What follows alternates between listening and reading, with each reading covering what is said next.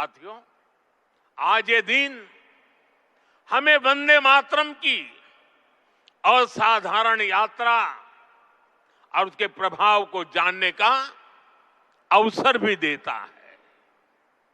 जब सन 1875 में बंकिम बाबू ने बंग दर्शन में वंदे मातरम प्रकाशित किया था, तो कुछ लोगों को लगता था कि ये तो केवल एक गीत है, लेकिन देखते ही देखते वंदे मातरम भारत के स्वतंत्रता संग्राम का कोटि कोटि जनों का स्वर बन गया। एक ऐसा स्वर जो हर क्रांतिकारी की जबान पर था, एक ऐसा स्वर जो हर भारतीय की भावनाओं को व्यक्त कर रहा था। आप देखिए, आजादी की लड़ाई का शायद ही ऐसा कोई अध्याय होगा जिससे वंदे मातरम किसी न किसी रूप से जुड़ा नहीं था। 1896 में गुरुदेव रवींद्रनाथ ठाकुर ने कोलकाता अधिवेशन में वंदे मातरम गाया। 1905 में बंगाल का विभाजन हुआ। ये देश को बांटने का अंग्रेजों का एक खतरनाक एक्सपेरिमेंट था, लेकिन वंदे मातरम उन मंसूबों के आगे चट्टान बनकर के खड़ा हो गया। बंगाल के विभाजन के विरोध में सड़कों पर एक ही आवाज थी, वंदे मातरम। साथियों, बरिसाल अधिवेशन में जब आंदोलनकारियों पर गोलियां चली, तब भी उनके होठों पर वही मंत्र था, वही शब्द थे, वंदे मातरम। भारत के बाहर रहकर आजादी के लिए काम कर रहे वीर सावरकर जैसे स्वतंत्र सेनानी, वो जब आपस में मिलते थे तो उनका अभिवादन वंदे मातरम से ही होता था। कितने ही क्रांतिकारियों ने फांसी के तख्त पर खड़े होकर भी वंदे मातरम बोला था। ऐसी कितनी ही घटनाएं, इतिहास की कितनी ही तारीखें, इतना बड़ा देश, अलग अलग प्रांत और इलाके, अलग अलग भाषा बोलने वाले लोग, उनका आंदोलन, लेकिन जो नारा, जो संकल्प, जो गीत हर जबान पर था, जो गीत हर स्वर में था, वो था वंदे मातरम।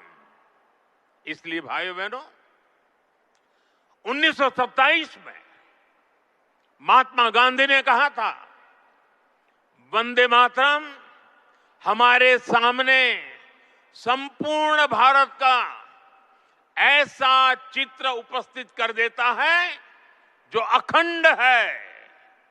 श्री अरविंदो ने वंदे मातरम को एक गीत से भी आगे उसे एक मंत्र कहा था। उन्होंने कहा, ये एक ऐसा मंत्र है जो आत्मबल जगाता है।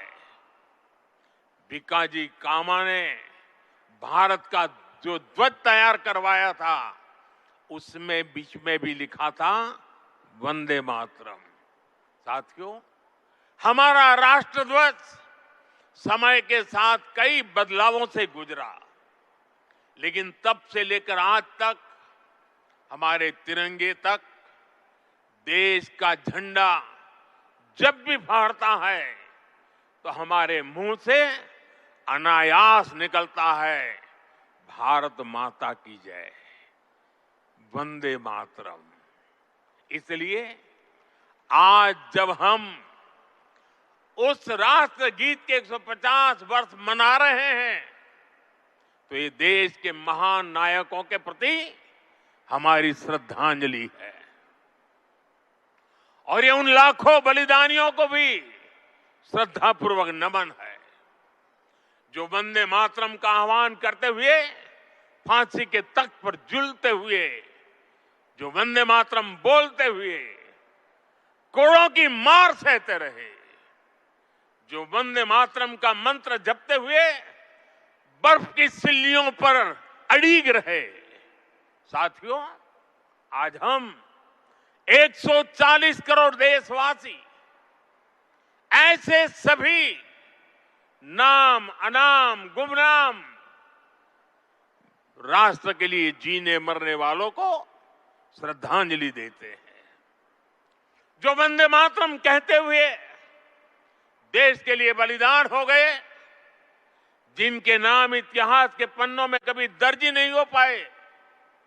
साथियों, हमारे वेदों ने हमें सिखाया है, माता भूमि ही पुत्रो अहम पृथ्व्याः, अर्थात ये धरती हमारी मां है, ये देश हमारी मां है, हम इसी की संतानें हैं।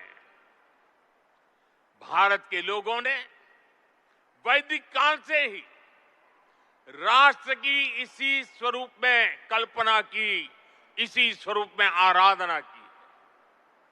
इसी वैदिक चिंतन से वंदे मातरम ने आजादी की लड़ाई में नई चेतना फूंकी। साथियों, राष्ट्र को एक जियो पॉलिटिकल एंटिटी मानने वालों के लिए राष्ट्र को मां मानने का विचार हैरानी भरा हो सकता है, लेकिन भारत अलग है। भारत में मां जननी भी है और मां पालनहारिणी भी है। अगर संतान पर संकट आ जाए तो मां संहारकारिणी भी है। इसलिए वंदे मातरम कहता है, अबला के नमाए तबले बहुबल धारिणी नमामि तारिणी रिपुदल वारिणी वंदे मातरम, वंदे मातरम। अर्थात अपार शक्ति धारण करने वाली भारत मां संकटों से पार भी कराने वाली और शत्रुओं का विनाश भी कराने वाली है। राष्ट्र को मां और मां को शक्ति स्वरूपा नारी मानने का ये विचार, इसका एक प्रभाव ये भी हुआ कि हमारे स्वतंत्रता संग्राम स्त्री पुरुष सबकी भागीदारी का संकल्प बन गया। हम फिर ऐसे भारत का सपना देख पाए जिसमें महिला शक्ति राष्ट्र निर्माण में सबसे आगे खड़ी दिखाई देगी।